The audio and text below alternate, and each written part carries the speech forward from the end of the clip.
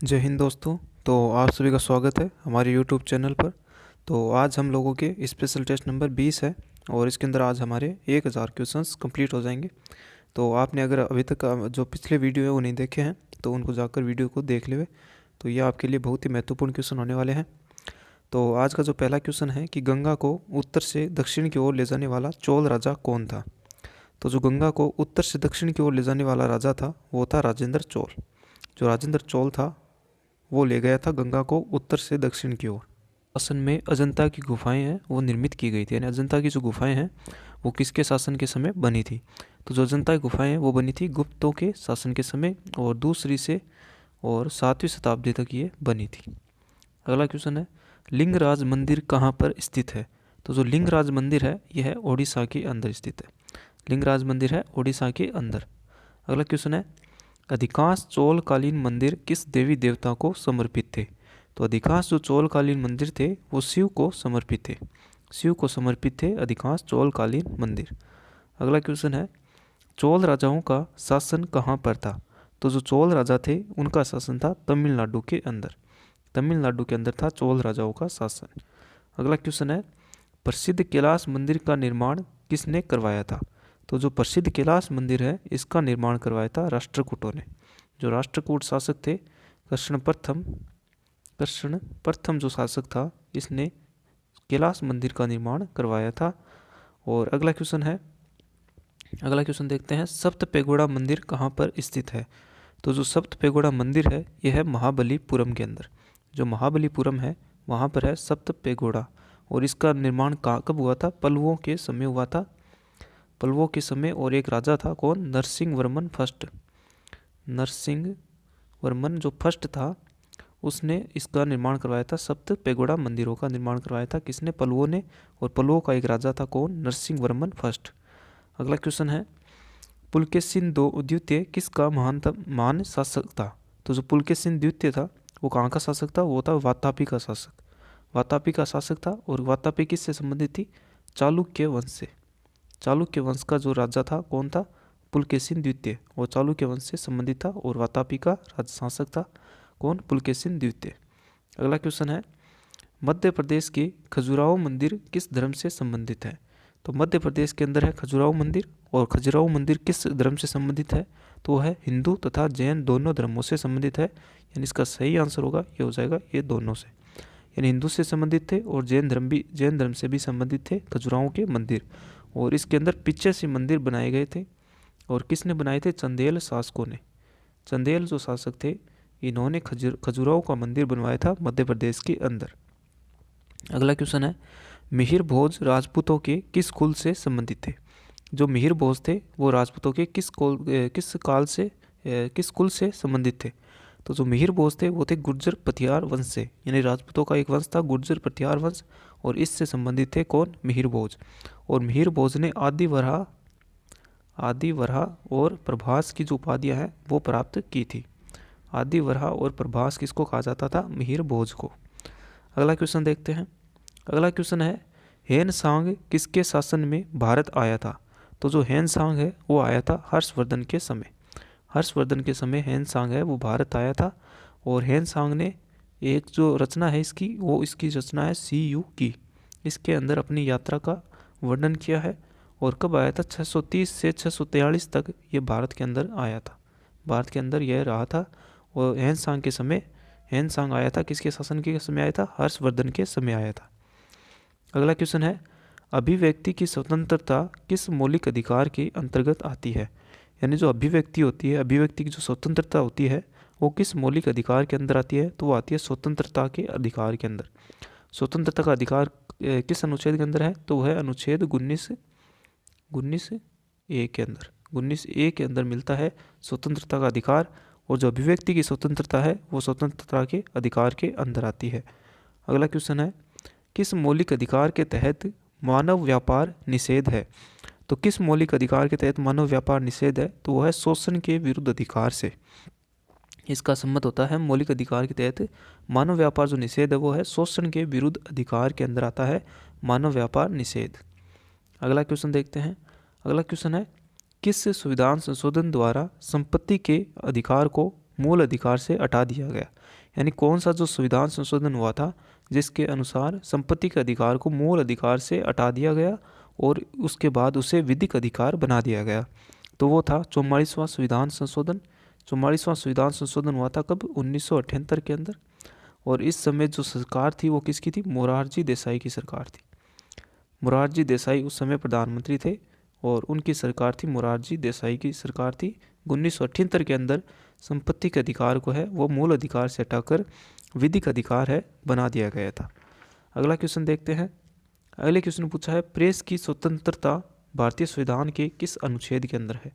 तो जो प्रेस की स्वतंत्रता है वो है अनुच्छेद 19 के अंदर। अनुच्छेद 19 के अंदर आती है प्रेस की स्वतंत्रता। अगला क्वेश्चन है भारत के संविधान में कितने मौलिक कर्तव्य हैं? तो भारत के संविधान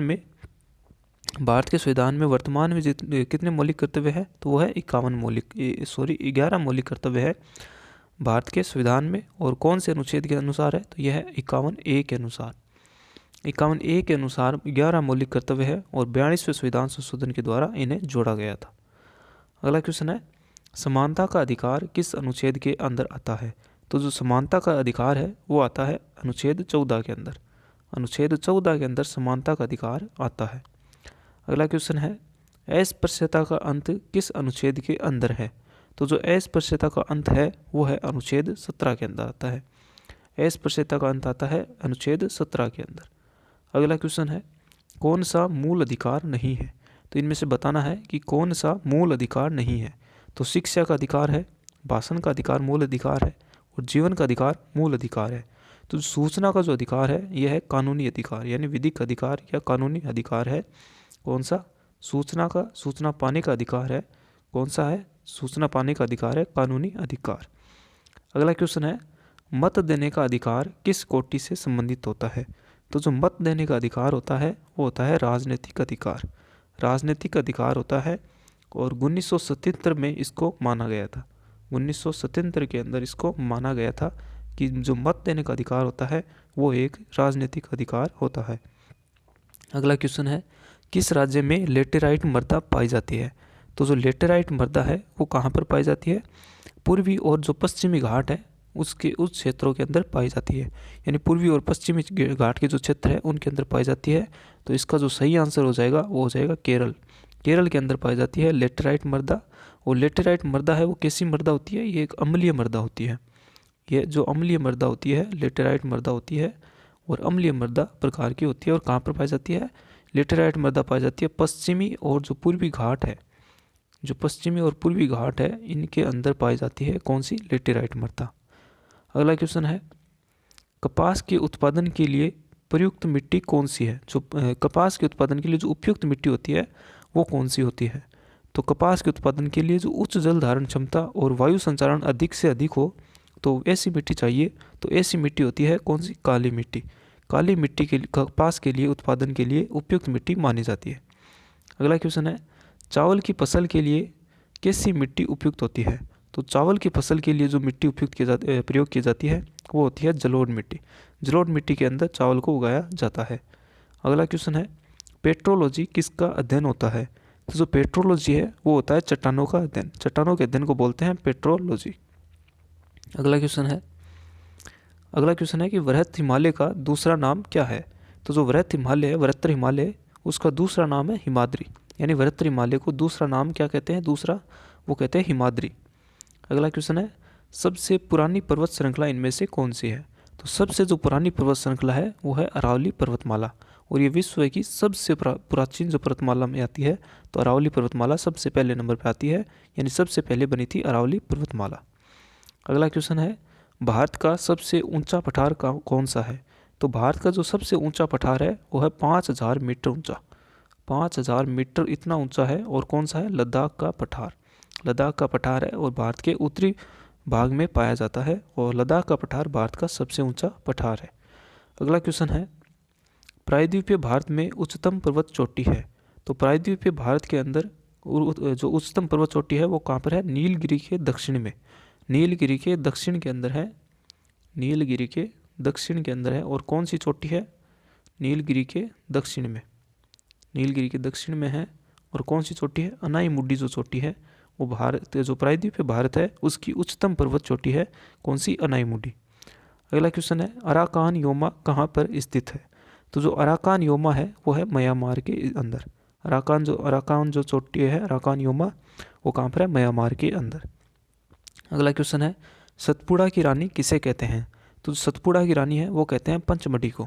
पंचमढ़ी को कहते हैं सतपुड़ा की रानी। अगला क्वेश्चन है बल का एसआई मात्रक क्या होता है? तो जो बल का जो एसआई मात्रक होता है वो होता है न्यूटन।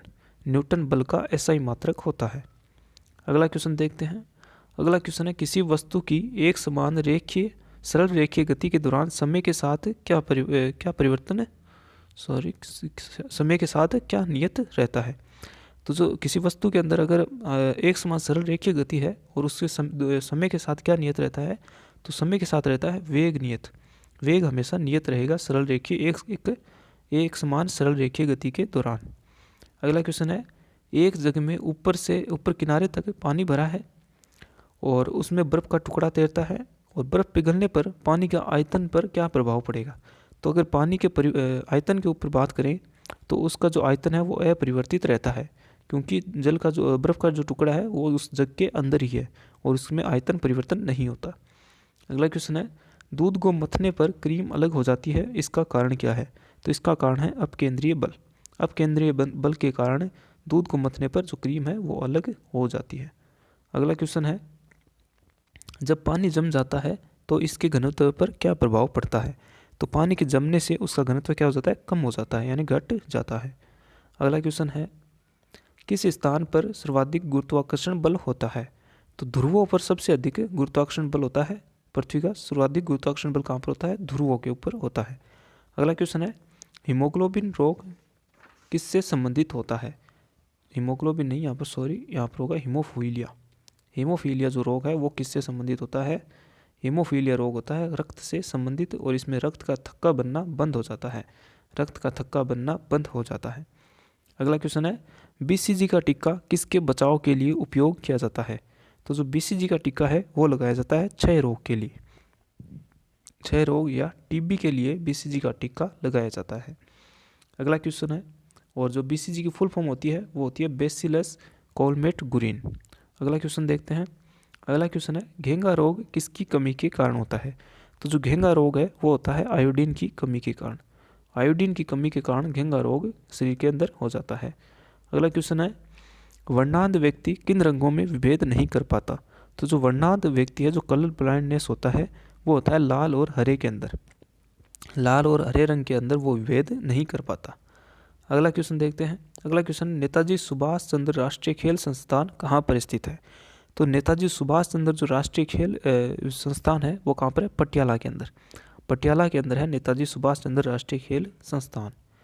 अगला क्वेश्चन है, अगले क्वेश्चन में पूछा है पोत निर्माण यार्ड मचगांव डॉक लिमिटेड कहाँ पर स्थित है? तो जो पोत निर्माण यानी जो पानी के जहाज़ के निर्माण का जो यार्ड मचगांव डॉक लिमिटेड है वो कहाँ पर स्थित है? तो ये कहाँ पर है? मुंबई के अंदर स्थित है। पोत निर्माण यार्ड मचगांव डॉक लिमिटेड मुंबई के अंदर है। अगला क्वेश्चन है, अगले क्वेश्चन पूछा है संयुक्त राष्ट्र संघ का मुख्यालय कहाँ पर स्थित है? तो जो संयुक्त राष्ट्र संघ है इसका मुख्यालय कहाँ पर है? तो इसका मुख्यालय है न्यूयॉर्क के अंदर। न्यूयॉर्क के अंदर है संयुक्त राष्ट्र यूएनओ का मुख्यालय। यूएनओ का मुख्यालय कहाँ पर? न्यूयॉर्क के अंदर। अगला क्वेश्चन है खाद्य और कृषि संगठन का मुख्यालय कहाँ पर है? तो जो खाद्य और कृषि संगठन है इसका मुख्यालय है रोम के अंदर। रोम इटली के अंदर इसका मुख्यालय है खाद्य और कृषि संगठन का। अगला क्वेश्चन है विश्व व्यापार संगठन कब बना था? तो जो विश्व व्यापार संगठन WTO है, वर्ल्ड ट्रेड ऑर्गेनाइजेशन, इसकी स्थापना कब की गई थी? 1995 में। और कहाँ पर? जेनेवा के अंदर इसका मुख्यालय है और जेनेवा के अंदर इसकी स्थापना की गई थी। अगला क्वेश्चन है परमाणु ऊर्जा आयोग का गठन कब किया गया था?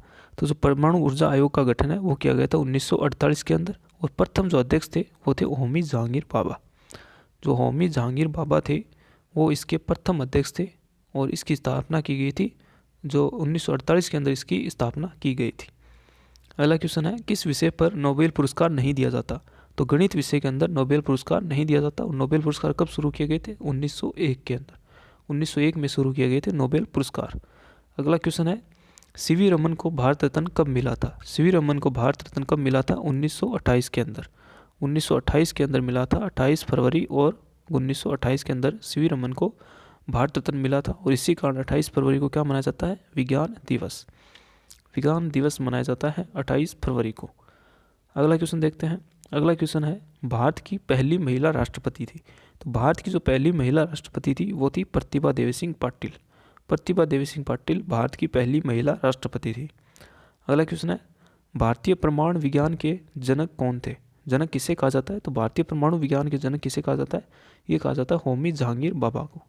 होमी जहांगीर भाभा को। और होमी जहांगीर भाभा ही परमाणु ऊर्जा आयोग के जो प्रथम अध्यक्ष थे वो होमी जहांगीर भाभा थे।